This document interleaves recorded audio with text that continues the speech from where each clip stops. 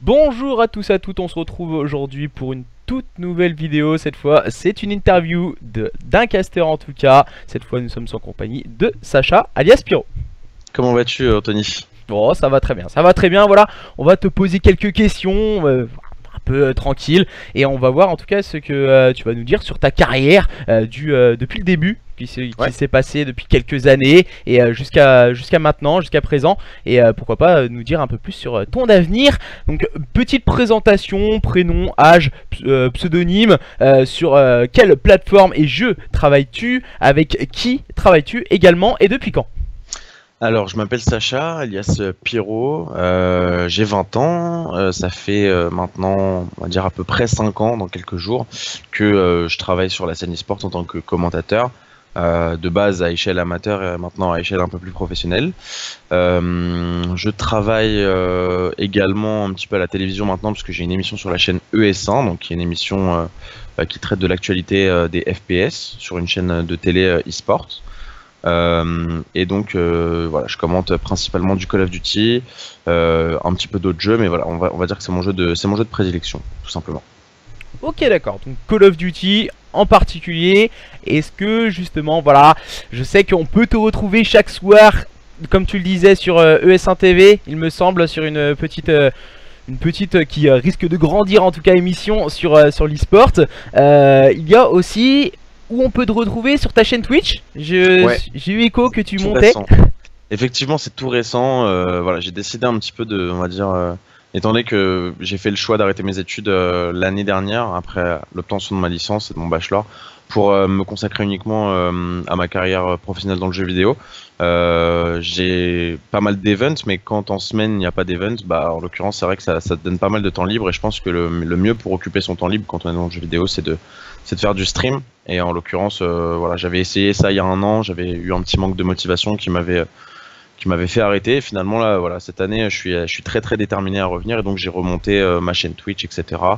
pour essayer tout simplement de changer aussi un petit peu, parce que c'est vrai que ça me sort de mon domaine de cast, etc. Et c'est aussi un rôle que j'aime beaucoup. Ouais, ça fait du bien, ça permet de changer d'air et en tout cas de prendre du plaisir. Une petite chaîne YouTube en prévision ou pas? C'est en prévision, je pense que ça demande beaucoup plus de travail que du Twitch. Ça paraît un petit peu logique parce que quand tu es sur Twitch, tu peux lancer un live, voilà, tu joues, tu te poses pas trop de questions. Sur une vidéo, voilà, faut vraiment penser à tout, le montage, les miniatures, trouver le bon titre, faire le bon contenu qui va faire cliquer les gens, et voilà, faire du contenu qui va plaire surtout.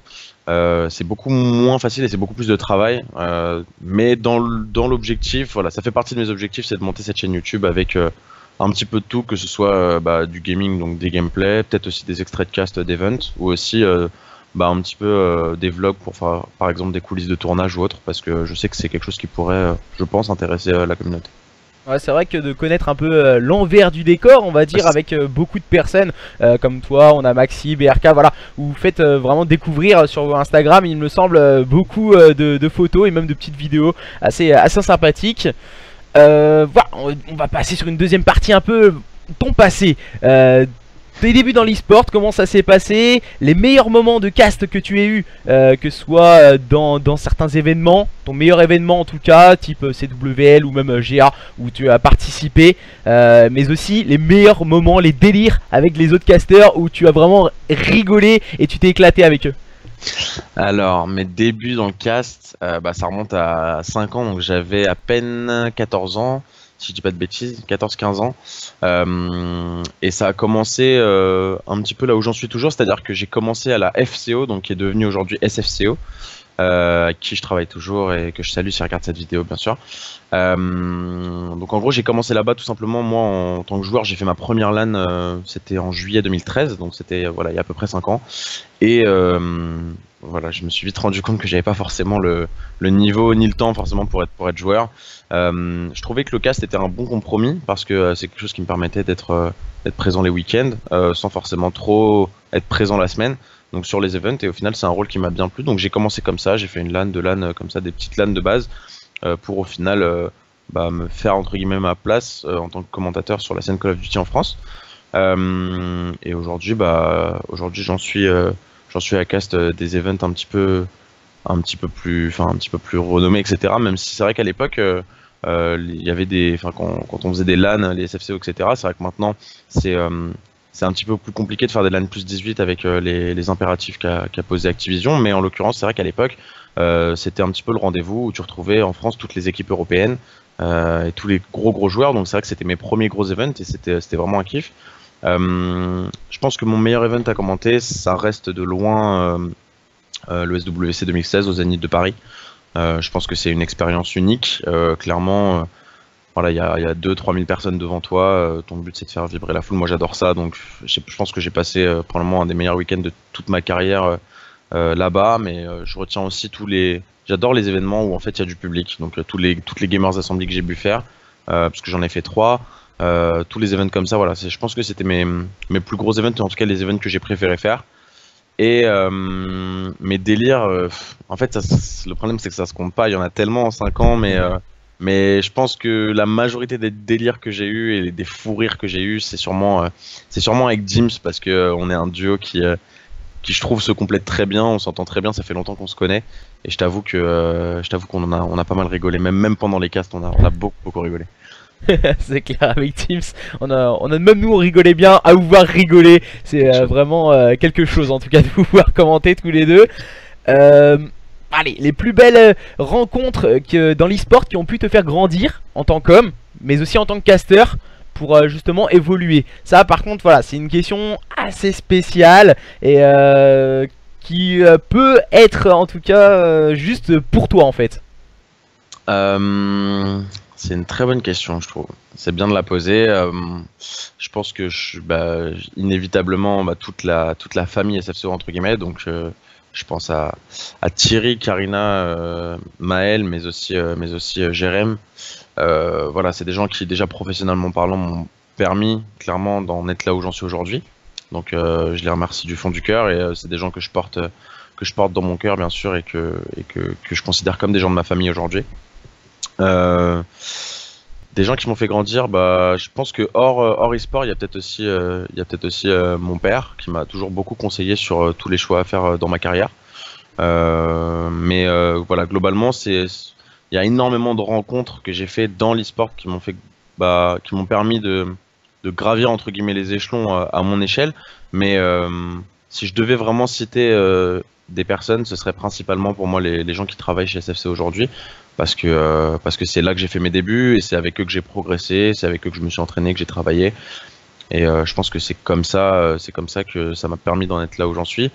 Après voilà, il y a plein d'autres gens qui m'ont beaucoup conseillé, qui m'ont beaucoup aidé. Je pense notamment à des gens comme Surion, qui dès le début, voilà, c'est une des premières personnes avec qui j'ai commenté. À l'époque, c'était quelqu'un qui était très renommé sur la scène. Je pense à des gens comme Jonas. Aussi qui m'ont beaucoup conseillé, beaucoup aidé. Je pense à des gens comme M. Samish par exemple, mais aussi des amis proches que j'ai rencontrés grâce au gaming, des gens comme Carbone, comme Mélina. Enfin voilà, il y a plein de personnes. Je peux pas citer tout le monde. Je sais que je vais me prendre des droites quand la vidéo va sortir parce que j'ai pas pu citer tout le monde. Mais il y a énormément de gens, voilà, qui m'ont permis de grandir, que ce soit dans ce milieu-là ou même en tant qu'homme et de prendre de la maturité et de l'expérience. Ok. Alors, on a déjà répondu à quelques questions. Où était ton premier cast? On a bien compris, c'était à la SFCO. Ouais, Donc, c'était à peu près à 15 ans que tu me disais. Ouais. Comment te sentais-tu à ton premier cast? Est-ce que tu avais la pression ou justement tu étais en mode bon bah c'est pas grave, c'est la première fois, on verra bien et si ça marche bien bah ça peut être cool. J'avais la pression parce que de base c'était pas prévu, donc j'ai fait ça pour dépanner. J'étais très jeune. Il faut savoir que de base je suis quelqu'un qui est très timide, très timide. Donc je t'avoue que la première fois c'est quelque chose que je voulais essayer mais j'avais assez peur, j'étais assez stressé. Et au final, je trouve que ça me manque un petit peu parce que c'est vrai que aujourd'hui, avec les events que j'ai pu commenter, etc., c'est vrai que toute cette pression, etc., elle est beaucoup moins élevée. Parfois, je la ressens même pas. Et au final, c'est une bonne chose parce que je me sens à l'aise tout de suite. C'est vrai qu'à l'époque, c'était très compliqué. Et honnêtement, quand je me réécoute, Je me dis, mais mec, qu'est-ce que tu foutais là-bas? C'était dégueulasse. Parfois, je m'écoute et je me dis, mais putain. Et c'est là que je vois que c'est là que je me rends compte de la marge de progression. Parce que bon, après, j'avais pas le même âge, hein, certes, mais ça m'amuse parfois de faire le parallèle entre il y a 5 ans et maintenant. Mais ouais, c'est vrai qu'à l'époque, je pense que ouais, j'avais quand même pas mal de stress. C'était pas facile à gérer parce que j'étais très très jeune. Euh, Après, voilà, j'arrivais pas dans des events où il y avait une pression phénoménale non plus. C'était des petits events qui m'ont permis justement de tester. Voilà, j'avais fait 2-3 events autres que SFCO aussi en cast au tout début. D'ailleurs, je crois que mon premier cast n'était pas à la SFCO, mais était à une LAN qui était la 78 Arena. Et c'était juste pour dépanner. Et voilà, après ça m'a plu quand même. Donc j'ai vraiment essayé d'insister, alors que pourtant j'avais pas du tout été bon, je trouve, à l'époque. Et c'est en continuant qu'au final ça a commencé vraiment à me plaire et que je me suis mis à fond dedans, quoi. C'est vrai que la première déjà, même moi personnellement qui arrivais à la SFCO, la première quand on l'a fait devant tout le monde, on se dit oula, un petit coup de C'est la stress. pression, c'est la boule au ventre, c'est tout ça. Il y a les gens qui te regardent. Puis tu sais qu'il y a des gens aussi qui te regardent sur Internet. Mm. Et quand il y a du public, c'est vraiment une autre dimension, je trouve. À l'époque, je crois que la 78 Arena, il y avait quelques personnes, mais c'était pas grand-chose. Mais quand il y a vraiment du public, ça prend tout de suite des proportions différentes. Euh, Parce que le truc, c'est que tu vois la réaction des gens sur le moment. Alors que quand tu fais ça et que c'est du cast et que c'est du stream, euh, c'est- tu peux lire le chat, mais ce que je veux dire, c'est qu'en gros, les gens sont chez eux, donc ils vont réagir chez eux. Mais quand tu fais ça devant du vrai public, tu vois les gens réagir, t'entends les gens crier, et c'est une sensation qui est inégalable, je trouve, en termes de cast. C'est sûr que voilà, de voir toutes les personnes faire un sourire ou même dire oh il est chiant, nanani. Voilà, c'est toujours les a priori qu'on peut avoir et stresser, mettre en plus du stress à nous-mêmes. Donc Ouais, c'est clair. comment t'es-tu retrouvé dans le cast la première fois, justement cette première fois? Est-ce que on t'a dit t'étais dans le public, toi viens là et tout, on va mettre toi sur le fauteuil là? Ça me paraît compliqué mais voilà. Dis-nous Bah, comment ça s'est passé. De base, j'avais fait cette LAN, c'était ma deuxième LAN du coup. J'avais fait cette LAN en tant que joueur, mais j'avais pick up une équipe. Voilà, on espérait rien enfin, j'avais fait vraiment ça pour le fun, quoi. Rien de très très sérieux. Et au fur et à mesure que la LAN passe, il y avait des joueurs à l'époque. C'était plus des joueurs qui castaient. Il y avait pas vraiment de casteurs à l'époque, mais voilà, c'était plus des joueurs comme Melo, comme Doki, comme Carbone, qui castaient les matchs. Parce que c'est vrai que c'est quelque chose qui se faisait beaucoup plus, je trouve, à l'époque. Et aujourd'hui, la seule personne qui fait un petit peu ça, c'est Maxi, en l'occurrence, qui est reconnu en tout cas là-dedans, parce que c'est quelqu'un qui fait très bien ces deux choses, qui commente, je trouve, qui apporte une, euh, une nouvelle touche un petit peu au cast. C'est vrai que il a ce profil un petit peu plus analyste, qui est très très intéressant dans un duo avec quelqu'un qui est plus comme des casteurs comme BRK ou comme moi, où on va être très concentré sur l'action, focus sur ce qui se passe à l'écran, et lui plus sur la macro game. Mais enfin bref, c'était pas ta question de base.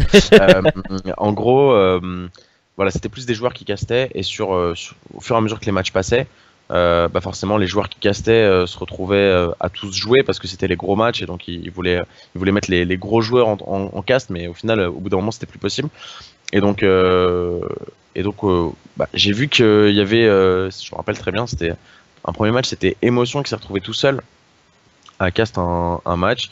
Je me suis proposé pour donner un coup de main, et en fait, la première map que j'ai castée de ma vie, c'était une map qui s'est finie c'était un HPC9, je me rappelle très bien, qui s'est fini à 1 point d'écart. Et donc, en gros, bah j'étais full hype et tout, parce que je me suis dit, mais c'est un truc de Normal. ouf, c'est génial, tu vois, genre ça, il y aurait pu avoir 250-40 et je me serais pas du tout amusé. Et au final, non, la map était super serrée de A à Z, et en plus c'était un upset de fou parce que c'était l'équipe favorite du tournoi qui venait de la perdre, la map. Donc moi j'étais comme un fou et tout, et ça m'a beaucoup plu sur le moment. Et bon, le match est passé, etc. Et sur la grande finale de l'event, il manquait encore une fois, il manquait un caster, et du coup bah je me suis dit, voilà, si ça vous dérange pas, à l'époque c'était Deserto qui gérait ça. Voilà, j'aurais dit, voilà, si ça vous chauffe, moi ça me dérange pas de tester et tout. Et voilà comment ça s'est fait. C'est vrai que c'est un petit peu hasardeux, parce qu'au final, j'avais fait qu'une LAN en tant que joueur, une et demie même, on va dire. Mais du coup, bah au final, c'est parti de là. Et quand je vois où est-ce que j'en suis aujourd'hui, alors que j'ai commencé là-bas, je suis vraiment très très heureux, et je me rends compte de la chance que j'ai de pouvoir travailler là-dedans parce que c'est une passion, c'est un vrai kiff quoi. Ok, ok, donc voilà, les débuts de Sacha en tout cas dans le cast. Je pense que voilà, t'as dû être bien au début et au final après tu ressentais au fur et à mesure des années peut-être un peu moins d'ambition on va dire, voilà, peut-être de lassitude. Est-ce que tu en as ressenti de la lassitude au fur et à mesure des années depuis le début? Ça fait quand même 5 ans quasiment que tu commentes beaucoup d'événements, Ouais. beaucoup de casts, donc que ce soit en LAN, on te voit aussi des fois commenter du online. Et est-ce que tu as ressenti cette lassitude? C'est une bonne question, mais je t'avoue que sur Call of Duty, on a la chance de voir le jeu changer tous les ans. Alors certains trouvent que c'est un point négatif et que du coup c'est peut-être aussi pour ça que Call of Duty a été un petit peu en déclin ces derniers temps. Mais au final, moi je trouve que c'est en tant que commentateur un point très positif parce que je t'avoue que si j'avais commencé sur un Call of Duty et que 5 ans après je commenterais toujours sur le même, peut-être qu'au bout d'un moment voir tout le temps les mêmes choses, ça aurait pu être lassant. Maintenant voilà, on a la chance de voir le jeu changer tous les ans, donc voir des nouveaux joueurs, des nouvelles têtes. On a la chance de voir des jeunes qui sont propulsés par une scène amateur qui en France est très très très elle est pleine de jeunes talents et SFCO encore une fois euh, permet à ces jeunes talents d'exploser. Et puis on a aussi le circuit qui a beaucoup évolué, donc c'est-à-dire que à l'époque tous les gros événements, on avait des ESWC, on avait des majors on va dire. Maintenant on a ce circuit Pro League qui permet on va dire aux joueurs d'être plus assidus, mais qui aussi propose beaucoup plus de matchs, beaucoup plus de cases dans l'année, des retournements de situation. On en voit là, par exemple cette saison pour moi c'est le meilleur exemple, c'est que il y a des équipes qui upset, il y a des équipes qui sortent de nulle part, il y a des changements de roster dans tous les sens. Pour la première fois, on se demande vraiment si Optic Gaming va pouvoir split. Et c'est ça aussi qui fait que, au final, je pense que j'ai pas connu cette lassitude. Alors, il y a peut-être eu des jeux que j'ai moins appréciés, qui fait que quand je les commentais, bah, j'étais peut-être un petit peu moins hype. Voilà, moi, des jeux que j'ai moins aimés, c'est sûr que quand on aime le jeu, c'est tout de suite plus facile d'être à fond dans son commentaire, dans son cast. En l'occurrence, des jeux comme AW qui étaient assez spectaculaires. Moi, c'est des jeux que j'ai un petit peu moins appréciés. Maintenant, là, voilà, moi, on est revenu sur des jeux au sol. Moi, j'avais commencé à casser sur des jeux au sol, donc pour le moment, je suis très content. Mais c'est vrai que on peut se poser la question au bout de 5 ans de se dire, tu fais tout le temps la même chose, entre guillemets, est-ce qu'au bout d'un moment, ça te saoule pas?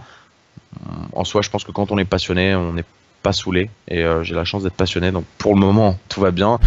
Non, on en reparle peut-être dans 2 3 ans si je continue. Mais, euh, mais pour le moment, non. Enfin, je considère que j'ai peut-être eu des petites périodes à droite à gauche où je me suis dit bon, c'est tout le temps la même chose. Mais à aucun moment, en tout cas, j'ai eu envie d'arrêter parce que c'est quelque chose qui me plaît énormément. Grosse passion, l'e-sport, le cast pour Sacha, ça c'est sûr.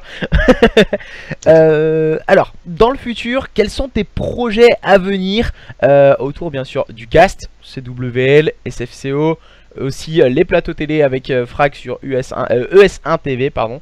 Et quels sont vraiment tes projets là-dedans? Alors ES1, je vais commencer par là puisque c'est le plus récent. J'ai commencé il y a à peu près 4 5 mois. Je suis très très content, déjà c'est une superbe expérience parce que ça me change complètement. C'est de la télé, donc c'est vraiment un format qui est différent. J'ai la chance de pouvoir écrire mes émissions avec Dims, hein, du coup, qui est un de mes binômes avec qui j'ai beaucoup travaillé, mais qui du coup travaille aussi avec moi sur cette émission. Donc j'ai la chance de pouvoir tout écrire. C'est quelque chose qui me plaît énormément. J'espère que ça va pouvoir continuer. Euh, je t'avoue que j'ai pas plus d'informations que ça, même moi, hein. C'est même pas que je veux pas en donner, mais c'est que je sais pas du tout jusqu'à quand ça va durer. Je dois bientôt avoir des discussions à ce niveau-là pour savoir si on va pouvoir continuer si je vais pouvoir continuer à travailler avec ES1. Mais de ce que je sais, enfin, de l'impression que j'ai, je trouve que tout se passe très bien, donc je vois pas pourquoi il y aurait de soucis. Si tu veux, si j'ai une petite info, je te glisserai ça. Il n'y a pas de souci. Après, voilà, au niveau des FCO, forcément, c'est vrai que j'y suis beaucoup moins ces derniers temps. Et mine de rien, on pourrait peut-être pas le croire, mais je regrette un petit peu. En même temps, entre guillemets, je sais pas que j'ai pas le choix, mais c'est vrai que bon, les events sont souvent en même temps que les majors Code War League. Moi, cette saison, j'ai eu la chance de pouvoir tous les commenter, sauf le tout dernier là, qui était Seattle. À un moment, faut pouvoir faire tourner un petit peu les effectifs. Donc, c'est tout logiquement qu'on s'est arrangé entre nous 5, hein, les commentateurs CWL, donc Brezix, Dims, Berka, Rivenzi et moi, pour pouvoir, pour que sur la fin de l'année, on puisse tous cast encore un event. Donc, voilà, moi j'avais casté tous les events. C'est vrai qu'il y a par moments où ça tombait en même temps que les SFCO. Clairement, moi, voilà, j'y suis allé à la SFCO il n'y a pas si longtemps que ça, il y a quelques jours. Ouais, samedi soir, pour revoir un petit peu tout le monde, pour passer faire un petit coup. Et voilà, moi comme je l'ai dit à Drésier, s'il y a des dates où je suis dispo, moi c'est avec grand plaisir. C'est toujours un kiff d'aller là-bas, de revoir les gens, de revoir les joueurs. Et clairement que ce soit sur du code ou autre, hein, voilà, il le sait très bien. Maintenant, oui, je sais qu'il y a un event au mois de mai. Il me semble que c'est des dates qui pour moi sont encore complètement dispo. Donc bah, s'ils ont besoin de moi, ils savent qu'ils ont juste à m'envoyer un message. Moi après si je suis dispo, c'est avec grand plaisir, c'est toujours un kiff d'aller là-bas. Après ouais, les autres projets, bah voilà, à part continuer vraiment et me mettre à fond dans le stream, ouvrir cette chaîne YouTube d'ici quelques semaines, moi je dirais c'est un projet sur le long terme. YouTube c'est vraiment pas quelque chose qui est éphémère, c'est-à-dire que le stream, tu peux te permettre de commencer, faire un petit peu ça quand tu veux, être plus ou moins régulier, même si c'est bien d'être très régulier. Mais YouTube pour moi c'est une autre dimension, c'est vraiment quelque chose qui demande beaucoup plus de travail et donc beaucoup plus de temps. Donc il faut absolument que je m'investisse à 200% là-dedans et il faut que je sois prêt à le faire. Mais c'est quelque chose qui me donne beaucoup envie. Après, est-ce que j'ai d'autres projets? Oui, je peux te dire rapidement que je suis en train d'essayer de me positionner sur d'autres jeux que Call of Duty pour commenter des gros événements. Je peux pas t'en dire plus pour le moment. Je sais pas encore si ça va aboutir, donc j'ai pas envie de vendre la peau. Non, si c'est ça, de vendre la Peau de l'ours avant de l'avoir tué. C'est ça. C'est ça. Voilà. Mais voilà, ce que je sais, c'est que là, il y a pas mal de bonnes choses qui vont arriver. J'ai 2-3 events aussi qui vont arriver dans quelques semaines, mois, mais je peux pas trop en parler ce week-end. Après, voilà, je vais essayer aussi de me consacrer beaucoup à Fortnite. Ça, je peux te le dire, parce que c'est un jeu qui est en plein essor, qui explose complètement, qui bat tous les records dans le monde du jeu vidéo et de l'e-sport. Moi, c'est un jeu que j'adore. J'adore jouer, j'adore regarder. Et pour le moment, il n'y a pas encore de commentateurs, de mode spec, tout simplement. Donc ça, pour les compétitions, il ne peut pas y avoir de cast ou quoi. Mais c'est un jeu sur lequel j'aimerais vraiment pouvoir travailler parce que c'est un jeu qui me plaît beaucoup. Et donc globalement, même peut-être aller faire des events en tant que joueur ou quoi, c'est quelque chose qui pourrait vraiment me chauffer parce que c'est un jeu que j'adore vraiment. Et sinon, voilà. Après, je peux te dire, voilà, comme je t'ai dit, d'autres jeux, ES1, j'espère que ça va continuer. Après, voilà, SFCO, CWL. Et bien sûr, je croise les doigts pour s'il y a un voyage, faire partie du voyage au Code Champ cette année. Parce que je suis passé à côté de la plaque l'année dernière, je suis passé à pas grand chose d'y aller.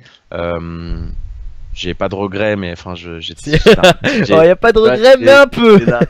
Voilà. Ça reste un peu en travers de la gorge parce que bon, après, je suis très jeune, hein, donc ça je dis pas, mais c'est un rêve de gosse, tu vois. Moi, quand j'ai commencé à commenter, j'avais quelques objectifs. C'était de commenter une LAN à l'étranger, de faire le SWC et le Code Champs.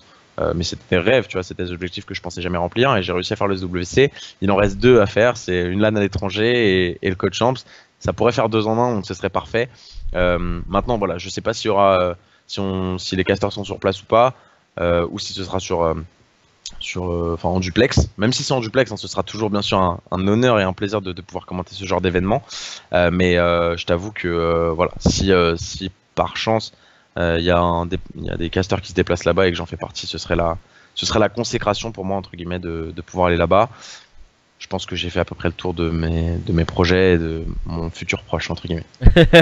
Bah après, ce qui pourrait être sympa aussi pour Fortnite, un petit duo entre Rivenzi et Pyro, parce qu'on voit Rivenzi quand même qui a déjà fait une LAN Fortnite à la GA avec son binôme maintenant de jeu Ponce-Fesse. Et ça pourrait être sympa de vous revoir tous les deux hein, sur un autre opus, en tout cas sur Fortnite. Allez, petite dernière question en tout cas. Est-ce que tu penses qu'il y a vraiment un avenir sur Call of Duty? Encore à l'heure actuelle. Elle est dure. T'aurais dû commencer direct par ça, pour me mettre dans l'ambiance, tu vois.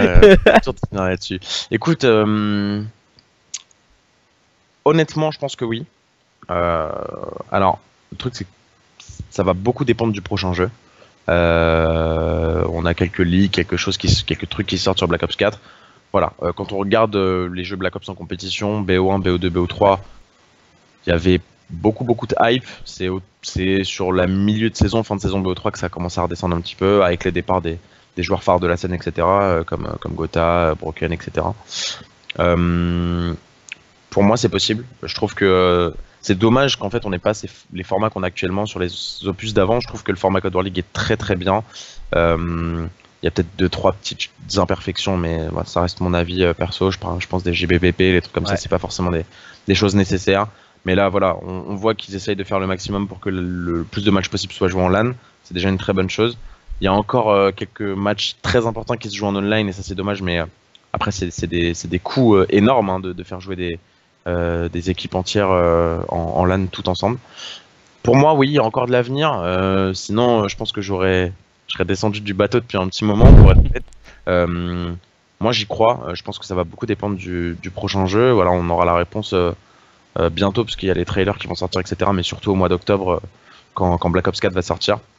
S'ils font un format propre, que le jeu plaît à la communauté, moi je vois pas ce qui pourrait empêcher Call of Duty de revenir. Maintenant, je pense qu'on réatteindra jamais les sommets que Call of Duty a pu atteindre dans ses meilleures années. Donc je pense à Black Ops 2 il y a 4 ou 5 ans. Mais au moins redorer un petit peu le blason, pour moi c'est carrément possible. Tout dépendra de Black Ops 4. Ok, ok. Bon, on a quelques questions aussi. J'ai demandé, voilà, on n'a pas encore parlé de l'interview, on savait pas qui c'était sur les réseaux sociaux. On a fait un peu ça en mode Snake. Et du coup, on a eu quelques questions quand même qui sont tombées. J'avais demandé aux gens si vous voulez poser des questions à un caster. On a Reska qui nous a demandé qu'aimes-tu dans le cast? C'est très large, mais c'est une bonne question quand même. Qu'est-ce que j'aime dans le cast? La Bah, pression, l'envie. c'est c'est pas facile de répondre, mais en gros, ce que j'adore, c'est à tout moment, il peut y avoir des retournements de situation. Donc, c'est pas forcément de la pression, mais c'est tu vois l'excitation sur le moment, une grosse action, un truc. Même toi, t'es impressionné sur le moment, et quand tu cries pour faire vibrer la personne, mais tu cries aussi parce que t'es waouh, tu vois, c'est impressionnant ce qu'il vient de faire. Moi, j'adore mettre de la hype, j'adore crier, j'adore tout ça. Et donc, ce que je kiffe le plus, c'est de faire vibrer les gens qui regardent. Pour moi, à partir du moment où j'arrive à faire ça, c'est que j'ai fait mon boulot, tu vois, entre guillemets. C'est vraiment ce que je kiffe le plus, c'est de savoir qu'il y a des gens qui aiment bien. Alors après, il y a des gens qui aiment moins aussi, hein. Tout le monde préfère un style de commentateur ou certains n'aiment pas certains. C'est quelque chose que je comprends totalement parce on a tous un style différent, une voix différente.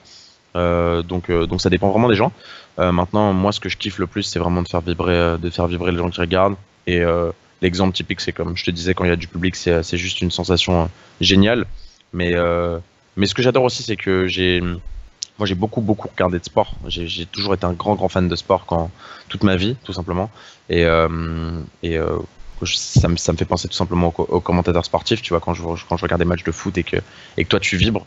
Tu vois, tu te mets à la place un petit peu quand t'es à la place du spectateur et que tu connais aussi la place du commentateur, bah c'est vraiment super plaisant. Ouais, surtout quand t'entends les commentateurs d'Amérique du Sud. Goal, goal, goal, goal, goal, Voilà. goal. Ils sont en train de sauter partout. Mais voilà, on a Pyro, on l'a retrouvé. C'est moi. Et du coup, voilà.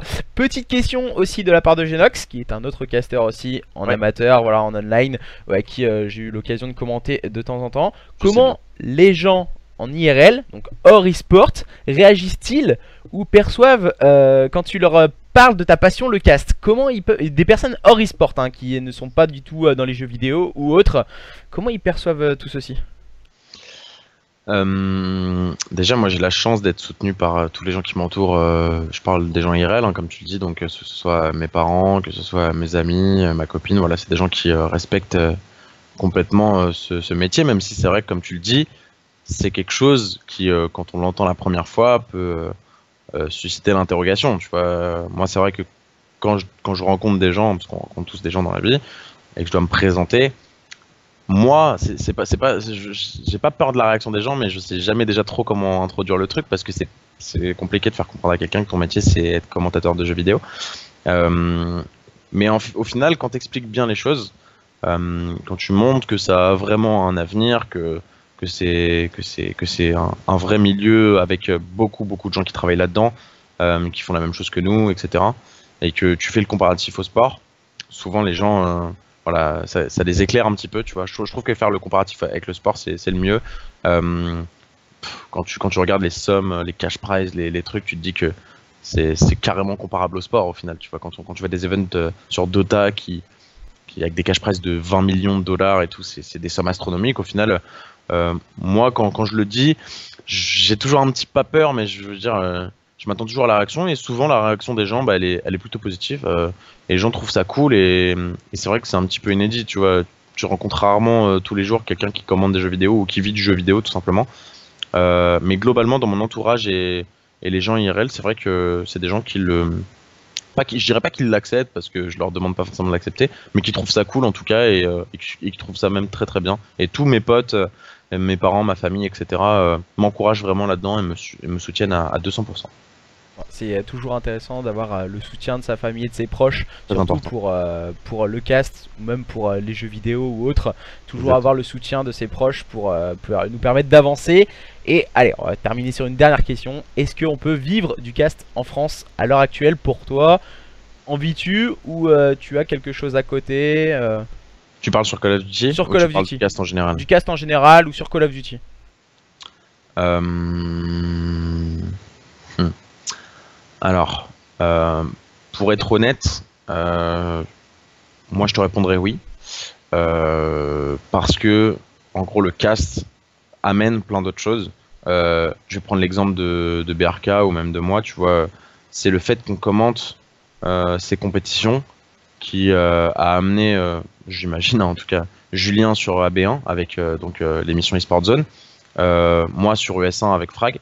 Donc en gros, tout le cast va nous ouvrir des portes. Donc en soi, on peut peut-être pas vivre uniquement du cast, ou du moins c'est difficile parce que bah il n'y a pas des événements tous les mois, donc le problème c'est que c'est très irrégulier. C'est un métier qui est financièrement est assez irrégulier parce que bah, tu connais les dates des events à l'avance, mais au final tu sais qu'il y a des mois où bah il n'y a pas d'event. Quand il n'y a pas d'event, bah forcément tu gagnes pas d'argent, ou du moins pas grâce au cast. Enfin, tu vois ce que je veux dire. Donc en gros, je pense que par contre, avec toutes les portes que ça t'ouvre, oui, c'est possible, c'est complètement possible de gagner sa vie grâce à ça. Moi, j'ai rien à côté. J'étais en alternance l'année dernière. Aujourd'hui, je considère que je peux vivre de ça. Après, voilà, je suis encore chez mes parents, etc. Donc, à ce niveau-là, j'ai pas de loyer à payer, etc. Donc, c'est différent. Mais à mon âge, je considère que oui, je peux vivre de ça et du jeu vidéo. Je dirais du jeu vidéo. Je dirais pas du cast parce que c'est compliqué, comme je te l'ai dit, avec les irrégularités des événements. C'est compliqué d'en vivre uniquement avec ça. Par contre, avec bah, tout ce qu'on a autour, que ce soit des OP, que ce soit d'autres events, que ce soit d'autres jeux, ou que ce soit la télé, par exemple, avec ES1, AB1, etc. À la fin, oui, c'est possible pour moi de vivre de ça dans la globalité. Mais du cast uniquement, c'est très compliqué, du moins sur Call of Duty, parce qu'il n'y a pas d'événements tous les jours. Alors après, attention, nuance, je parle en France, bien sûr, parce que aux États-Unis, c'est complètement possible, d'après moi, sachant que là-bas, il me semble, oui, que la Pro League est castée. Oui. La Pro League, c'est quelque chose qui a lieu quasiment toutes les semaines. Je sais même pas pourquoi, d'après moi, parce que je savais très bien que c'était casté en plus. Elle est castée, ouais. Voilà, On la regarde souvent même. on la regarde en plus. Tu vois, bref. Donc là-bas, tu vois, c'est plus possible parce que c'est bien plus régulier. Tous les événements sont diffusés, commentés. Mais la différence, c'est qu'eux sont beaucoup plus de casters. Donc je sais pas comment ça fonctionne là-bas. Mais en tout cas, je pense que c'est plus simple aux États-Unis. Maintenant, voilà, Activision, MLG fait tout le nécessaire possible pour que le plus d'événements soient retransmis en français. Et ça nous permet, nous, casters, de pouvoir en vivre correctement. Ouais, je trouve voilà, Activision qui fait énormément de choses aussi pour nous, hein, il faut le rappeler, clair, qui nous bien sûr. permet aussi même de commenter les National Circuits où BRK sûr, fait un tout à énorme travail, on peut le remercier aussi. Et toi donc? Et toi alors? Ouais, j'ai fait la fin du S2. Et alors, c'est ça, c'est déjà ça. Enfin, ça doit être un kiff quand même parce qu'au final, tu vois, c'est la première fois que tu castes, tu vois, des events CWL, hein, si je dis pas de bêtises. Ouais. Ça reste de la CWL malgré tout et au final, bah moi c'est mortel. Même, enfin, les tout premiers events CWL que j'ai pu caster, c'était un kiff parce que voilà, tu castes les meilleurs joueurs de la scène et au final, c'est comme ça que ça t'amène à cast le reste et non, au final, voilà, tu vois, s'ils arrivent à nous faire le National Circuit, ils font tous les efforts possibles pour que tous les events, tous les open events cette année ont été castés. Ouais. Et c'est vrai que c'est pas forcément quelque chose d'évident. Et voilà, Actif fait le boulot nécessaire. Et d'ailleurs, hein, c'est pas qu'en français, c'est pareil. Je crois que c'est en italien, en allemand et en espagnol, si je dis pas de bêtises, qu'on a aussi des diffusions. Donc voilà, ils font le maximum aussi pour essayer de maintenir et de garder les fidèles, tu vois, dans le sens où voilà, comme tu l'as dit, bah Est-ce que Code va pouvoir vraiment revenir? Bah, certains se posent la question. Moi, je pense que c'est possible, mais c'est justement en continuant à diffuser les événements en français et dans toutes les langues que Code gardera pour moi sa chance en France, du moins de reprendre, donc on retrouve du moins le Call of Duty qu'on a connu il y a quelques années. Ah, Pyro, très motivant en tout cas pour cette fin d'interview en tout cas. Donc merci à toi en tout cas Sacha de clôturer sur ces belles paroles en tout cas d'un retour de Call of Duty. Pourquoi pas, on croise les doigts en tout cas. Et puis bah on se retrouvera prochainement pour une toute nouvelle vidéo. Merci à Sacha d'avoir pris le temps de répondre à ces quelques questions. Bah, merci à toi pour l'invitation, c'était très sympa. Et puis si j'ouvre une chaîne YouTube, je te rendrai l'appareil et je te viendrai faire une interview. Tu viendras faire une interview pareil sur ma chaîne.